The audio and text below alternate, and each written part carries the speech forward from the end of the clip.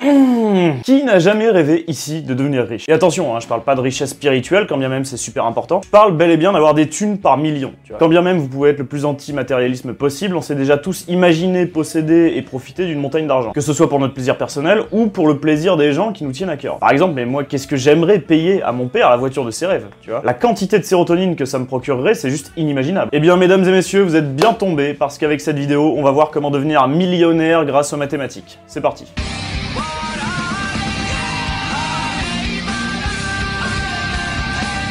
Il existe un institut de recherche américain appelé l'Institut Clay. Il a été fondé assez récemment en 1998 et il a essentiellement pour but d'apporter du soutien à la recherche mathématique actuelle. Et il a aussi pour vocation de répandre au maximum à travers le monde la sagesse mathématique qui en découle. Cet institut, quand bien même il est privé, il n'en reste pas moins extrêmement sérieux et il a été présidé par des membres éminents de la communauté mathématique, par exemple Andrew Wiles ou Alan Kohn pour en citer que quelques-uns. Il est connu pour deux raisons majeures. La première, c'est qu'il accorde des bourses de longue durée aux jeunes mathématiciens dont le potentiel de recherche est reconnu comme étant grandiose. La seconde raison, et celle qui a été le plus médiatisée, c'est grâce au problème du millénaire. Quand on est passé à l'an 2000, déjà, on a gagné l'Euro contre l'Italie. But magnifique de Trezeguet à la 104e minute, mais aussi on a l'Institut Clay qui frappe fort sur la table au niveau médiatique. Véritablement, ils vont lâcher une bombe, c'est-à-dire qu'ils vont dresser une liste de problèmes, appelée les problèmes du millénaire, un peu à la façon de David Hilbert 100 ans plus tôt, avec la fameuse liste de 23 problèmes qu'on ne présente plus. Ces problèmes du millénaire sont au nombre de 7, et leurs résolutions sont supposées consolider les bases mathématiques théoriques actuelles, mais en plus de ça, ça constituera un tremplin dans la mesure où ça permettra d'approfondir nos connaissances actuelles dans les domaines mathématiques associés. Vraiment, j'insiste, ils n'ont pas pris 7 problèmes au hasard. Ces 7 problèmes d'une importance capitale et cohérent avec les problématiques scientifiques actuelles. Vous prenez par exemple le problème lié à Navier-Stokes, ça étudie le comportement des fluides et c'est tout à fait ancré dans les problématiques actuelles d'architecture, d'écoulement, etc. Chacun de ces problèmes sont mis à prix et ils sont mis à prix à $1 million, donc c'est pas rien. Alors évidemment, étant donné l'ampleur des problèmes, c'est pas juste $1 million.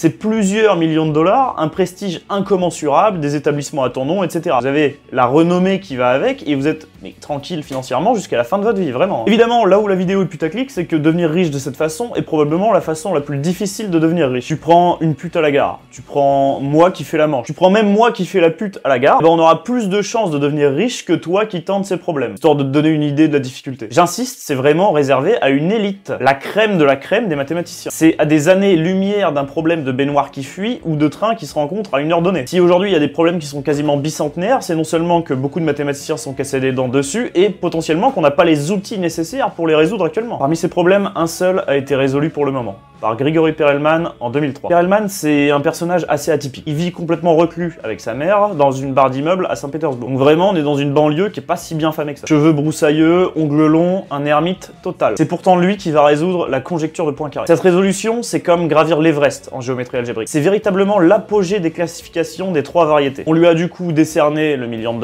il l'a refusé. On a voulu lui donner la médaille de Fields, qui est l'équivalent du prix Nobel en mathématiques, il l'a refusé aussi. D'ailleurs, petit aparté, si vous vous demandez pourquoi les maths n'ont pas de prix Nobel, c'est parce qu'il y a une légende urbaine qui dit que Alfred Nobel détestait les mathématiciens. Voilà, la légende raconte que ce pauvre chimiste s'est fait cocu sa femme par un mathématicien. La vérité, c'est que déjà, il avait pas de femme, il avait seulement une maîtresse, et à l'époque, le roi de Suède, il accordait déjà un prix pour les mathématiciens les plus valeureux. Donc pour lui, c'était plus cohérent de récompenser les domaines scientifiques qui n'étaient pas encore récompensés. Je suis en train de tourner une vidéo. Mais putain, je vais t'enculer ta mère. T'as vu l'heure qu'il est? Arrête! Je te jure, je peux pas me lever parce que je suis accroché au truc là. Mais oh putain, c'est ta mère. Arrête! Pas fini! Casse-toi! Je te jure. Arrête, ça va se Je percer. te jure, je te balaye tes grands. J'en ai rien à foutre. Voici Erwan, mon colocataire préféré. Lol. Mec, je t'ai rapporté un donut. Merci, c'est super gentil, mec. Pour enlever la sauce curry du sol, s'il te plaît, fermer la porte, mon chef. Je ne vais pas couper au montage, tout y sera. C'est vraiment une sale merde. Dis ça comme marque. Plaisir ultra. Extra. Le seul truc qui est extra, c'est les meufs que je ramène. Hein. C'est le permis Cassès.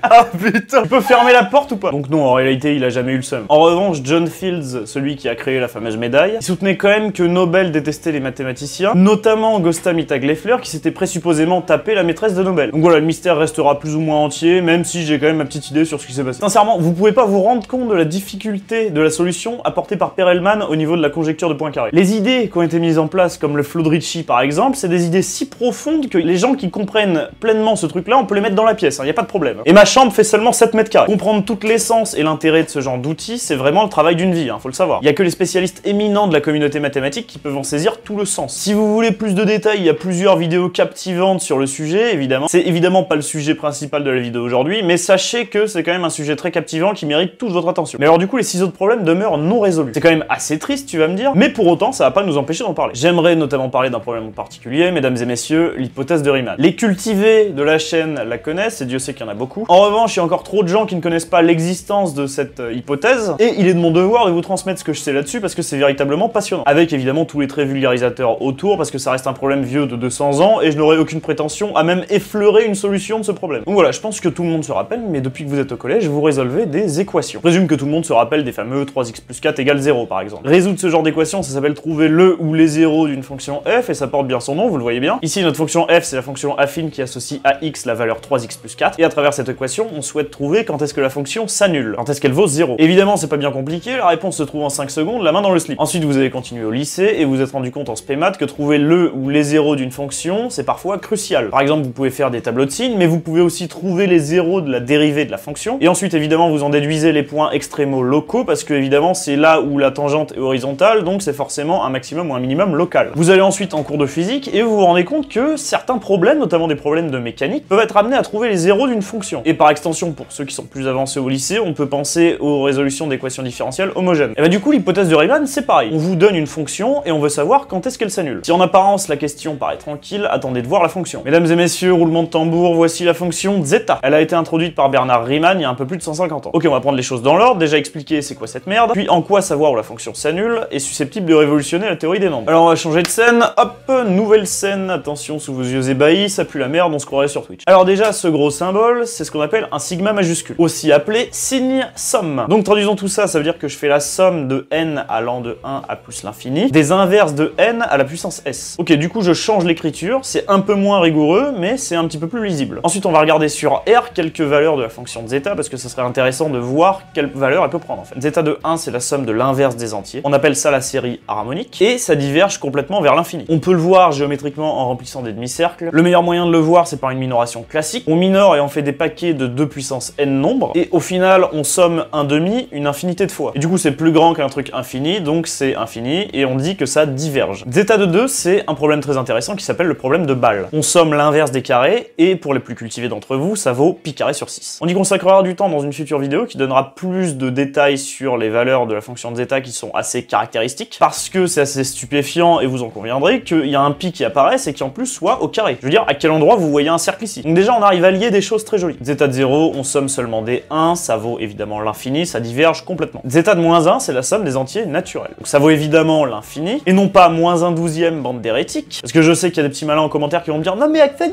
attendez la suite de la vidéo. » On se rend bien compte que zeta de moins 2 étant la somme des carrés, ça va diverger encore plus, et zeta de moins 3, la somme des cubes, ça va avoir une croissance ultra rapide, et ça va diverger de même. Donc on a apparemment une fonction définie pour tout réel strictement supérieur à 1, avec des valeurs un peu mystérieuses, vous en conviendrez. Autrement, ça diverge. Bon, très bien Axel, mais déjà ta merde, elle semble s'annuler nulle part, parce que évidemment, on somme des nombres strictement positifs entre eux. Et ensuite, c'est quoi l'intérêt de cette fonction? Très bonne question, on va commencer à s'accrocher à partir de là. On va regarder la fonction plus loin que les nombres réels. Mais la question, c'est comment aller plus loin que les nombres réels. Je veux dire, tous les nombres réels, ils sont sur un axe, enfin, je veux dire, tu peux pas en mettre plus entre les creux, enfin, l'axe est comblé, tu vois. Si on fait un peu de visuel, tu peux mettre chacun des nombres réels sur cet axe sans aucun problème. Si je veux placer 7, pi ou même moins 1, je peux le faire, il y a pas de souci. Mais il y a un problème au niveau du corps des réels. Le problème, c'est qu'il est pas algébriquement clos. C'est-à-dire que si je prends un polynôme de R, il a pas forcément de 0 dans R. Et ça, c'est inquiétant. Typiquement, vous prenez le polynôme x carré plus 1, son discriminant est négatif, et on peut faire une croix sur les racines dans R. On dit d'ailleurs que la fonction polynomiale associée ne s'annule pas dans R. Mais est-ce que ça sous-entendrait pas qu'elle s'annulerait autre part? Ce truc qui paraît anodin est bien plus profond que ça en a l'air. Et moi déjà, en première, quand j'ai vu le discriminant et la méthode de résolution des polynômes de degré 2, ça m'a vraiment subjugué. Parce que ça pousse véritablement à la curiosité et à des théorèmes qui ne sont pas du tout adaptés à la première en fait. En fait, faut voir les nombres réels comme des moutons que t'as parqués dans un enclos, ok? L'enclos évidemment il est énorme, hein, il est infini, et la clôture qui les entoure est pas du tout fiable. C'est-à-dire que t'as des moutons après certaines actions qui se barrent tout simplement de l'enclos. Alors l'agriculteur, c'est-à-dire moi, bah il est un peu embêté, tu vois. Moi j'aimerais bien que tous mes moutons restent dans l'enclos. J'aimerais avoir une clôture fiable. Heureusement Steinitz intervient avec un théorème de L3 magnifique, qui dit que tout corps de nombre admet une clôture algébrique. C'est-à-dire un corps encore plus gros dans lequel tout se passe bien, où les moutons ne se barrent pas. Bah génial! Reste maintenant à trouver lequel. Comment compléter, comment étendre le corps des réels de façon à ne plus avoir de problème. La fameuse action qui pose problème sur R, en partie, et je vous le donne en mille, c'est la racine carrée. Si je pouvais prendre des racines carrées de nombres négatifs, ce serait le top. Sauf que les carrés négatifs, par définition, bah ça n'existe pas. Au sens physique, c'est impossible d'avoir une superficie négative. Tu peux pas avoir un appart de moins 4 mètres carrés. Enfin, peut-être à Paris, je sais pas. Et bah à partir de maintenant, on va dire que ça a un sens. On va définir I comme imaginaire, un nombre dont le carré vaut -1. Ça paraît abrupt dit comme ça, c'est normal. Les mathématiciens ont mis des centaines d'années à l'accepter, je vous laisse exactement 3 secondes.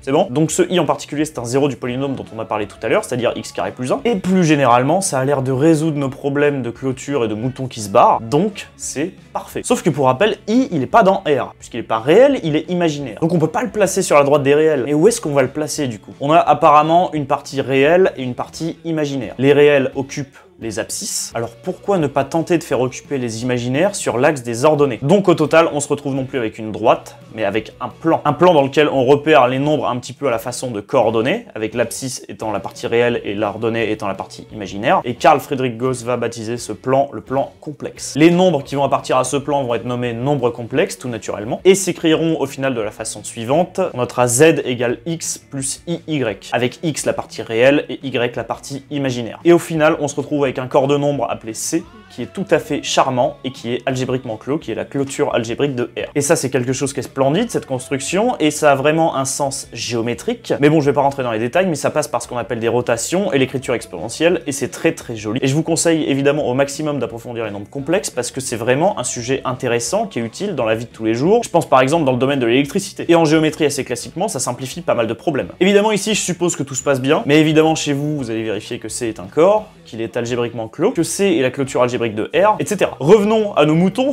Non, plus sérieusement, revenons à la fameuse fonction zeta. Qu'est-ce qui se passerait si on regardait l'image d'un nombre complexe par zeta? Est-ce que c'est même possible? Par exemple, c'est quoi zeta de 4 plus 3i? Par définition explicite, c'est la somme de l'inverse des entiers élevée à la puissance 4 plus 3i. C'est assez étrange. On se dit qu'on pourra rien en faire, pourtant il est possible d'élever à des puissances complexes. Le tout, c'est de se servir d'identités trigonométriques et logarithmiques que je ne développerai pas ici par flemme. Bref, tout ça pour dire que si on donne des nombres complexes à la fonction zeta, elle peut nous renvoyer des valeurs. Par exemple, ici, zeta de 4 plus 3i vaut environ 0,96 moins 0,05i. Donc c'est assez encourageant, mais on voit toujours pas à quoi ça va servir et on voit toujours pas où ça peut s'annuler. Maintenant, autre problème un peu différent, on a zeta qui est définie sur une bonne partie du plan complexe, mais il reste des endroits où elle est pas définie. Typiquement, vous prenez zeta de 1 plus 2i, ça converge pas vers une valeur, ça diverge pas non plus vers l'infini. En revanche, ça fait des cercles, complètement tarés comme fonction. Après étude subtile de la fonction, on se rend compte que zeta est définie sur une bonne partie du plan complexe, mais si par malheur vous tentez de regarder l'image d'un nombre dont la partie réelle est inférieure à 1, alors elle est pas définie. Mais moi j'aimerais qu'elle soit définie sur tout le plan complexe. Parce que paradoxalement, ce qui est véritablement captivant, c'est ce qui se passe dans la partie où c'est pas défini. Donc l'idée ce serait quoi? Ce serait de prolonger la fonction sur l'autre partie du plan. Prolonger une fonction, on peut le faire n'importe comment, tant que le prolongement en question est égal à la fonction de base dans son domaine de définition. Vous prenez la fonction racine carrée par exemple, pas définie sur les négatifs. Bon, ça c'est clair. Je peux en revanche la prolonger sur R- en mettant par exemple une valeur absolue. Je peux aussi dessiner un zob, ou je peux également dire que ça vaut racine de x pour les positifs et moins racine de moins x sur les négatifs. Tous ces prolongements sont évidemment valables, mais le troisième est potentiellement préférable car il conserve la monotonie de la fonction, c'est-à-dire qu'elle reste strictement croissante. Le premier, vous l'avez vu, on perd la monotonie, et le deuxième est complètement puéril. Ce que je veux dire par là, c'est qu'il y a des prolongements qui sont cool et d'autres qui sont complètement éclatés. Le tout, c'est du coup de trouver un bon prolongement à la fonction de zeta. Et du coup, quelle est la propriété qu'on doit conserver pour zeta? Je vous le donne en mille, il faut absolument conserver son holomorphie. Alors là, on rentre dans des détails compliqués, mais dire que zeta est holomorphe, c'est pareil que dire qu'elle est dérivable, sauf que holomorphe, c'est dérivable, mais pour les complexes. Dérivable, c'est strictement restreint à R. Après, on voyant C comme isomorphe à R2, on pourrait aussi parler de différentiabilité, mais bon, on va rester sur l'holomorphie, ok? Cette notion de régularité de fonction doit être impérativement conservée. Pourquoi? Bah déjà parce qu'on a un puissant théorème en analyse complexe, le théorème de l'unicité du prolongement analytique, qui nous dit concrètement que si tu veux prolonger une fonction holomorphe, bah t'auras pas 36 façons de le faire. T'auras grosso modo qu'une seule façon de le faire, donc on s'éparpillera pas. Et fatalement, si on trouve un prolongement holomorphe de zeta, on est persuadé que ce sera un prolongement qui sera cool. Ici, on fera pas le détail du prolongement, mais sachez que l'équation fonctionnelle qui s'affiche maintenant sous vos yeux ébahis est un bon prolongement, avec bien évidemment la fonction gamma étant le prolongement de la fonction factorielle. Mais cette fois-ci, on n'est plus sur n, on est sur c. J'y consacrerai du temps, éventuellement dans une partie 2 ou une partie 3, parce que véritablement, c'est une équation fonctionnelle qui est très belle, qui a beaucoup de charme. Mais pour le moment, on se contentera de l'admettre, parce que j'aimerais pas que la vidéo s'éternise trop longtemps non plus. Et du coup, maintenant, grâce à cette équation fonctionnelle, on a une fonction de zeta prolongée sur tout le plan complexe. J'ai dit tout le plan complexe? Presque. Elle est toujours pas définie. l'infini en 1. Peu importe le prolongement analytique que vous prenez, impossible de prolonger zeta en 1. Ça divergera toujours vers l'infini. Alors ouais, je sais, c'est super malheureux. Pour ceux qui ont fait un peu d'analyse complexe, on appelle ça un pôle de la fonction. C'est une singularité un petit peu particulière. Alors petit aparté, évidemment, pour les plus curieux et les friands d'analyse complexe, on peut montrer via la formule sommatoire d'Abel qu'en réalité le pôle en 1 est non seulement d'ordre 1, mais aussi de résidu 1. Alors pourquoi je précise tout ça rapidement? Parce que ça va nous être utile pour la suite, gardez bien ça en tête. Un pôle en 1 d'ordre 1 de résidu 1. Pas trop dur à retenir. Alors maintenant, regardons quelques valeurs de zeta avec le prolongement, si vous voulez bien. Par exemple, c'est quoi zeta de 0 maintenant? Ben là, faut être astucieux. On remplace s par 1 dans l'équation fonctionnelle. Comme ça, on a notre zeta de 0 dans le membre de droite de l'égalité. Et au moins, on n'aura pas de problème avec le sinus. Après, c'est pas vraiment un problème, hein, vous pouvez passer par des développements en série, mais j'aimerais qu'on s'économise un peu de temps. Évidemment, on tombe quand même sur un calcul de limite. Hein.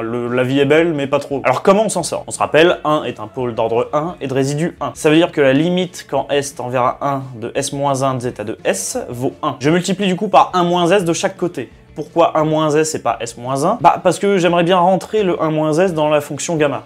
Ça reste une factorielle. On a cette belle petite relation de la fonction gamma qui va nous permettre de simplifier un peu les choses. Voilà, s gamma s égale gamma de s plus 1, rappelle évidemment la factorielle. À gauche, du coup, on a notre limite de tout à l'heure, multipliée par un facteur -1. Du coup, à droite, mon 1 - s gamma 1 - s devient gamma 2 - s. Et au final, après calcul rapide, il ne me reste plus que 2 zeta de 0. Donc, zeta de 0 vaut -1,5. Mais attends, zeta de 0, à la base, on se rappelle, on somme des 1 jusqu'à l'infini. À quel moment ça va vers une valeur finie? À quel moment ça va vers une valeur négative? À quel moment même ça va vers une valeur non entière? C'est un non-sens complet, ce prolongement. La vérité, c'est que ça a du sens. On peut pas dire que c'est véritablement égal, mais il y a une liaison intime entre les deux. Tout le monde sait, au sens physique, que si tu fais une somme de 1 à l'infini, ça va diverger complètement. Mais une pomme plus une pomme plus une pomme une infinité de fois, bah t'as une infinité de pommes à la fin. Mais si on devait s'efforcer de donner une valeur de zeta en 0, alors -1,5 serait la valeur la plus cohérente. Les choses deviennent perturbantes à partir de là. On va mettre ça sous le tapis un instant et on va regarder de zeta de -1, évidemment avec le prolongement analytique, et on tombe sur -1/12e. Attends, cette fois-ci, je somme tous les entiers, on remplace par -1 dans l'équation fonctionnelle, ok. Tu vas me dire, Axel, du coup, que ça vaut -1/12e et que Ramanujan était en réalité un putain de visionnaire? Et ouais, ça me fait chier de l'admettre parce qu'il y a des débiles au lycée qui sortaient ça au prof après avoir vu la vidéo de Micmac, qui est une vidéo complètement fallacieuse sur les supersommations parce qu'elle autorise la commutativité, mais ça permet de faire n'importe quoi. Et par les mêmes magouilles que Micmac, je peux montrer que ça vaut -1/12e, mais également -1/8e. Et donc cet essai malheureux d'impressionner le prof en terminale, je me rends compte après des années que ça avait du sens. Et vous vous rendez compte de la remise en question qu'il m'a fallu pour faire cette vidéo? Tu sens que ça me tient à cœur ces conneries ou pas? Pour résumer, la série diverge évidemment au sens physique. Mais si tu veux absolument lui donner une valeur, alors -1/12e est la valeur la plus cohérente que tu peux lui donner. Je sais pas si je suis émerveillé ou si j'ai envie de pleurer là, tu vois. Si on regardait zeta de -2 maintenant, là, assez perturbant, ça vaut 0. On va rien dire. Attends, mais tout comme zeta de -4, zeta de -6, etc. Si ça s'annule au niveau des entiers pairs négatifs, c'est évidemment à cause du sinus, vous l'aurez bien remarqué. Évidemment, dans l'équation fonctionnelle, le sinus vaudra 0 parce qu'en fait, à chaque fois, si on met des entiers pairs négatifs, on se retrouve avec un multiple de pi,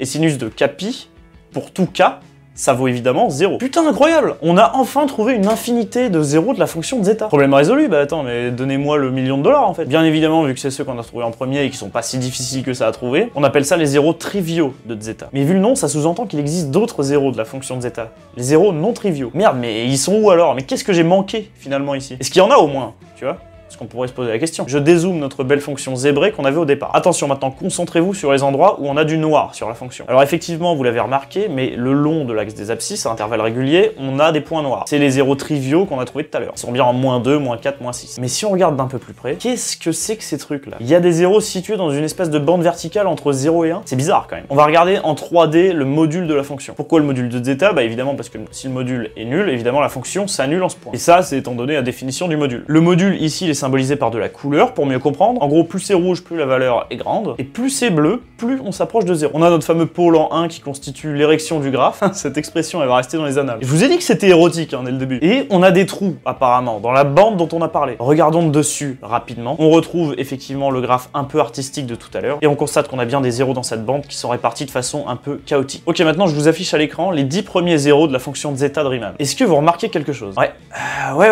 effectivement. Chacun des zéros de la fonction de zeta de Riemann a pour partie réelle un demi, apparemment. Et la partie imaginaire, évidemment, elle est en freestyle complet. C'est quand même une sacrée coïncidence, non? Des zéros dans cette bande qu'on appelle la bande critique, il y en a une infinité. Ça va même plus loin que ça, parce que le mathématicien Brian Conray, il a montré il y a une quarantaine d'années que, en fait, plus de 2/5 des zéros sont situés dans cette bande. Donc il n'y a même pas vraiment une raréfaction des zéros dans cette bande, il y en a vraiment une bonne proportion, tu vois. Il y a un truc assez amusant qui se passe quand vous regardez la fonction qui a x associe la valeur de zeta de 1/2 plus ix, c'est que vous repassez effectivement assez souvent par l'origine du repère, c'est-à-dire 0. Jusqu'à finalement dessiner un graphe en forme d'oignon en fait. Ce graphe, je sais pas vous, mais il me laisse assez perplexe moi à chaque fois que je le vois. C'est juste beau la façon dont la courbe suit son chemin, je trouve. De la même manière, on peut voir ça de manière un petit peu plus artistique en 3D pour séparer les couches d'oignon et qu'elles soient pas superposées. Et vous avez un truc qui rappelle un peu Stairway to Heaven, je sais pas s'il y en a qui écoutent Led Zeppelin ici. Les zéros de zeta, ils sont représentés ici par les 3 petites taches bleues, vous l'avez remarqué, et ça correspond bien aux 3 premiers zéros non triviaux de la fonction de zeta. Et si on étend cette construction jusqu'à 100 au niveau de la partie imaginaire, on trouve au total 26 zéros répartis de façon un petit peu chaotique. Et là pour le coup, on a tellement de couches d'oignon qu'on peut ouvrir un kebab. Hein. Et ben du coup, mes amis, c'est ça l'hypothèse de Riemann. Peut-on ouvrir une infinité de kebabs? Non, évidemment, c'est est-ce que tous les zéros non triviaux de la fonction de zeta ont pour partie réelle 1/2. Aujourd'hui, et grâce à un algorithme français d'ailleurs de la part de Xavier Gourdon, on a vérifié plus de 10 000 milliards de zéros dans la bande. Et tous ont pour partie réelle 1/2. Sauf qu'évidemment, vérifier que ça marche pour quelques exemples parmi l'infini vaste de tous les zéros qu'on peut avoir, ça n'a pas de valeur. C'est pas du tout rigoureux au sens mathématique. Et le saint graal actuel des mathématiques fondamentales, c'est de montrer qu'il n'y a pas un seul zéro dans la bande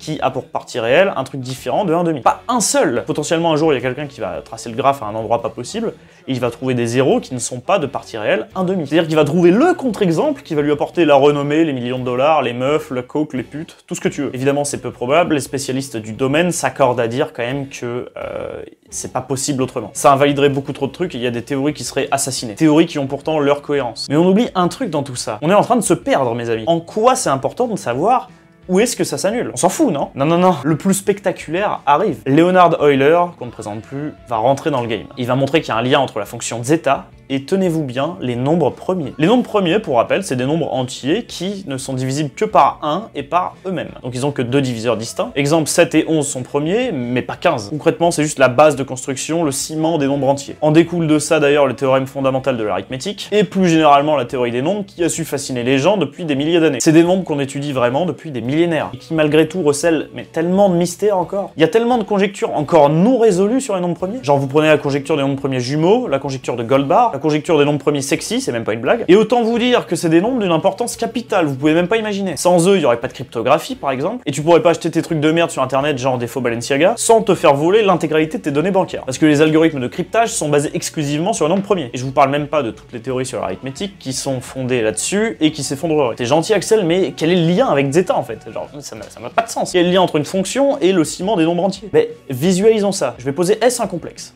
Ok, on écrit donc zeta de S. Ok, donc on a zeta de S, on va choisir de diviser par 2 puissance S. On obtient donc cette égalité. Je soustrais ensuite la deuxième égalité à la première, et je vire ainsi tous les termes à dénominateur pair. Je recommence en partant de ma nouvelle égalité, et cette fois-ci je divise par 3 puissance S. J'obtiens du coup une nouvelle égalité. Je resoustrais ma nouvelle égalité à celle dont je suis parti, et on obtient du coup une nouvelle somme. Cette fois-ci les dénominateurs pairs ont été virés, et les dénominateurs multiples de 3 ont été virés aussi. Le prochain dénominateur à virer est 5, c'est un nombre premier, tiens donc. Cette méthode d'élimination que je suis en train de faire, ça doit vous rappeler évidemment le crible d'Ératosthène, et c'est normal parce que cette méthode de tri, c'est exactement le crible d'Ératosthène. Si on continue avec la même logique, on va avoir un 1 moins 1 sur 5 puissance S qui va apparaître en facteur, puis un 1 moins 1 sur 7 puissance S, etc. jusqu'à avoir un produit infini. Produit infini égale à 1. Mais moi, c'est juste zeta qui m'intéresse. Je passe du coup tout le reste de l'autre côté. Hop, ça dégage. Le produit, je le réécris joliment avec un pi majuscule, et là, on a un résultat spectaculaire. Zeta est égal au produit des 1 sur 1 moins P puissance moins S. Alors déjà, ça c'est colossal, mais si vous pensez que c'est le seul lien qu'on a avec les nombres premiers, vous vous mettez évidemment le doigt dans l'œil. On a par exemple cette formule avec pi de U qui compte le nombre de nombres premiers entre 1 et U. Et en fait, la position des zéros de la fonction zeta de Riemann, elle fournit la position des nombres premiers. On peut même trouver une formule exprimant les nombres premiers en fonction des zéros non triviaux de la fonction de zeta. C'est-à-dire que Bernard Riemann, il a défini sa propre fonction, la fonction R de Riemann, et il la relie intelligemment à la fonction de comptage des nombres premiers, celle qui est notée pi dont on vient de parler évidemment. C'est-à-dire que c'est égal à la fonction R de Riemann, à laquelle tu soustrais une somme en fonction de ρ, et ρ parcourt l'ensemble des zéros non triviaux de la fonction de zeta de Riemann.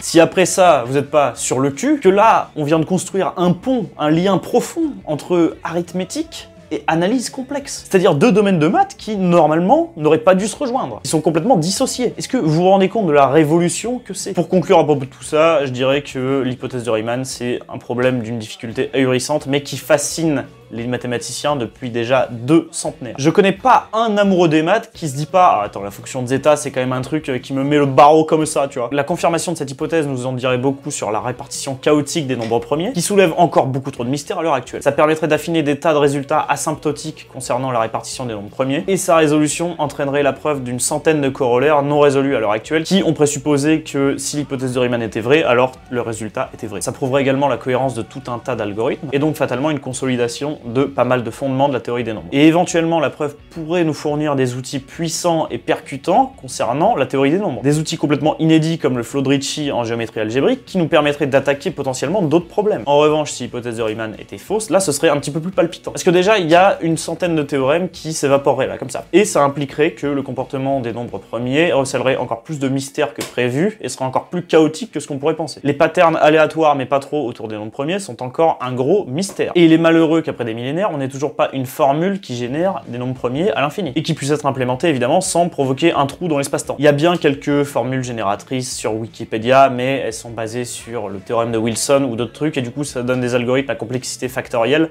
et c'est pas cohérent en fait. Parce que ça prendrait tellement de temps de trouver certains nombres premiers que le soleil il aurait eu le temps de s'éteindre, hein, clairement. Ah, Erwan arrive pour la fin de la vidéo. Bonjour Erwan. Bonjour. Et du coup là tu vas m'entendre bégayer, c'est ça que t'es en train de me dire?